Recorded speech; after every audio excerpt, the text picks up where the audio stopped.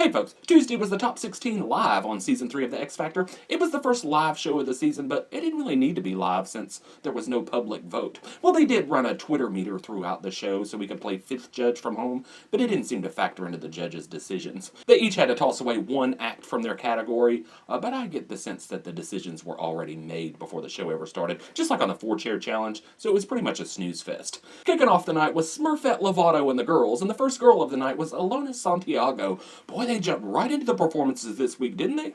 Ellona was half done with her performance before I realized that it actually was the performance, and not just the intro footage that they usually show before the performance.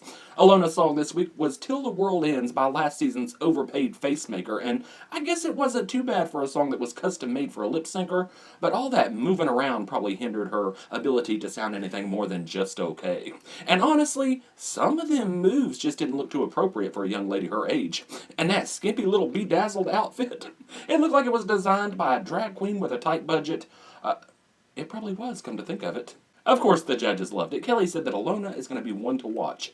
Next up was Dannie Geimer, and you knew things were looking a bit grim for her from the get-go when Demi Lovato couldn't even say her name right. Dannie's song this week was Wrecking Ball, and it sounded like somebody took a wrecking ball to her voice. It was just awful. She sounded like a wet cat on fire, so I hated it, and clearly the judges hated it too. When the first words from the judges' table is, "How did that feel?" oh, you know it was just a mess. Kelly said that she liked the energy that Dannie brought, but that she was expecting more from her. I don't know what she was talking about. There was absolutely no energy in that performance, and that's pretty much what Demi told her. So it was no surprise that Dannie was the girl that got the axe, even though the Twitter meter had Ryan Paige dead last. And speaking of Ryan, she was next singing Skyscraper by Old Bluehead. I wonder how much Demi makes in royalties when people sing her songs. That's kind of a conflict of interest having your contestants sing your songs, isn't it? Well, Ryan said that she picked the song herself, but Demi has the final say, doesn't she? And when Ryan told Simon that she picked that song, I was like, girl, how many times did you and Demi rehearse that little line to Simon? Anyway, it wasn't the worst thing I've ever heard, but there was just so much going on. From that weird half a dress that Ryan was wearing, and then the wind machine that looked like it had toilet paper stuck to it. And them faces she was making, my gosh. Now, usually, Ryan is pretty good at selling a song with her face, but she just went way too far this time. I was like, girl, you need to wipe about 75% of that drama off your face. Looking emotional is fine, but she looked like she was fearing for her life, so it was just too much for me. She is adorable, though, so I figured that Demi was going to keep her regardless of the Twitter poll. And the last of the girls was Khaya Cohen. Boy, they polished her up pretty good this time around, didn't they? I thought she looked pretty, but I hated her song choice. Mercy has just been so overdone over the years. I just can't stand it, but I must admit, she was better vocally than all of the other girls put together. It seemed like she was trying to be sexy, though, and she could have done without all that. And the way she kept putting her hands up in her hair, it was like she was checking to make sure if it was still there. Kelly said that she seemed like she was uncomfortable moving, and Simon thinks that she has a wall in front of her, and he doesn't think people will like her, even though she was ahead of all the other girls in the Twitter poll. Don't you just love it when Simon randomly tells people that America won't like them? Next it was Paulina Rubio and the boys. The first of the boys was Josh Levi, or Josh Levy as Paulina calls him. His song was Only Girl in the World by Rihanna, with a few changed lyrics since he's a boy. I guess it's easier to change the words of the song than to have a gender reassignment surgery. It was a decent performance if you ignored the fact that he didn't sing it very well. Simon said that Josh seemed to be more concerned with learning the dance moves than the vocals. But I guess that's true, but the same thing could be said about everything on this whole dang show. Because singing seems to be one of the least important things in this competition, but whatever. Paulina said that it wasn't the right song for Josh, but as his mentor, isn't that kind of her fault? Josh was eventually the boy that got eliminated, and he was shocked. They showed the little clip of him, and his jaw about hit the floor. Nobody else's did, though. I was expecting that he would be the first boy to go. Well, because the judges love Carlos and Carlito, and I think maybe Paulina was afraid that the crowd might go crazy on her again if she gave Tim the axe. Next it was Carlos Guevera, who was the most popular of the boys according to the Twitter meter. I was hoping that the style team would, I don't know, maybe snatch that knit cap off his head. But I'm starting to think maybe there is no style team this season. Anyway, his song this week was Don't You Worry, Child. I didn't understand a word of it. All of his words seemed to run together. It was like he was singing with something in his mouth. It's like he was backstage having dinner and then had to rush out on stage to sing with food still in his mouth. And the growl thing that he did, it sounds great in moderation, but he does it all the time and it just ruins it for me. So I don't get all the love for this guy. Kelly said that he got peachy at times, but that there's something spiritual about watching him. Demi said that she couldn't hear his vocals, but what she could hear was beautiful. Either you could hear him or you couldn't. Which is it, Demi? Next it was Carlito Olivera. Paulina called him a Latin lover. Cool it, Cougar. He's too young for you. Well, he did say earlier in the season that he had a huge crush on her. He probably would have said the same thing about Simon if he thought he could get ahead with that, though.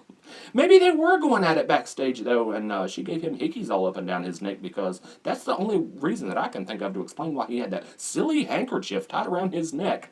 And what was up with them pants? The crotch of his pants were like halfway down to his knees. Not that I was looking or anything, but, well, I guess I kind of was. Anyway, Carlito's song this week was Maria Maria. I hate this song, so I thought it was an awful song choice. And with the Carlos Santana shout out in this song, it only makes sense if Carlos Santana is actually there, and clearly he wasn't, but none of his performance really made any sense, actually. If you were really singing to Maria and telling her how great she is, I don't know if she'd be too happy to see you surrounded by all them scantily clad women, but whatever. The judges loved it. Simon said that out of everyone that he's seen, Carlito is the one that he would sign. Yeah, right. And the last of the boys was Tim. He's getting so much better as we speak. Tim Olsen! Or that's what Paulina called him anyway. His name is actually Tim Olstad. His song this week was Always by Bon Jovi. I love that song, which is something you won't often hear me saying about a Bon Jovi song. I can't say that I love Tim singing it, though. It was okay, but it was more like good karaoke than the next big thing. I just don't believe Tim when he's singing. And every time I see him, I keep forgetting that he's in the boys category and not in the overs. Kelly seems to love Tim more than all the other judges put together, but Simon said that it was like watching a singing funeral director. I wasn't surprised that Paulina kept him around this time. I don't think she wanted to. Hell, she didn't even want to keep him around last time, but the audience booed her into it. And so I think she thinks that people like him more than they actually do. Next up was the over 25s with Destiny's other child. Kelly Rowland took the oldsters to the gym to help prepare them for the competition. For what reason, I do not know. I would maybe understand if she had like the groups or something, but this category is chock full of standstillers, so they don't really need to know how to run on a treadmill and sing at the same time. Especially Jeff Gutt. He spent a whole year eating cheeseburgers so he could put on 5 pounds, and now Kelly Rowland is going to make him work it off. Poor thing. Anyways, the first of the over 25s was Lillie McCloud. I'm starting to think that Lillie's hair might not be real because when they show casual clips of her, it's like a normal afro. But then when she hits the stage, I mean, that hair is so big, I don't even know how she walks through doorways. But she didn't have that silly pick sticking out of it this time, so that was a nice change. Anyway, her song this week was When a Man Loves a Woman, and she sounded flawless as always, but I don't think this song did her any favors. It's just such an overdone old song. There was just nowhere she could take it that we haven't already heard it taken a million times over the years, so I thought it was pretty boring. I found myself paying more attention to the odd dancers than to Lillie. She was on this, platform, and these two guys kept crawling up on the sides of it trying to reach at her, and then they would slide back down. I spent half the performance trying to figure out if they were meaning to do all that, or if they were just clumsy. Simon said that Lillie is an incredible singer, but that she needs to lose the theatrics because she comes across a little bit Broadway. I don't agree with that, really. I mean, she is a hand singer, though. She's always doing something with the hands, and she might want to be careful with that because her face might have been dipped in the fountain of youth, but them hands sure won. I didn't think she looked as young, though, as she usually does. I think they were trying to sabotage her or something, because she is the best singer in the competition, and then they give her this old, wore-out song, and I think the style team, put the wrong makeup on her because it made her look her age. She kept her hands and stuff hidden with all that jewelry, though, and all them necklaces she was wearing. It's like she went in the jewelry store and said, I'll take one of everything. Anyway, next up was Jeff Gutt and his fingerless gloves. I never have understood why people wear them things. I think it was an attempt to make Jeff look more like a badass, but I thought it just made him look like he was getting ready to go bowling. Anyway, his song this week was Try by Pink. Better than his other song choices this season?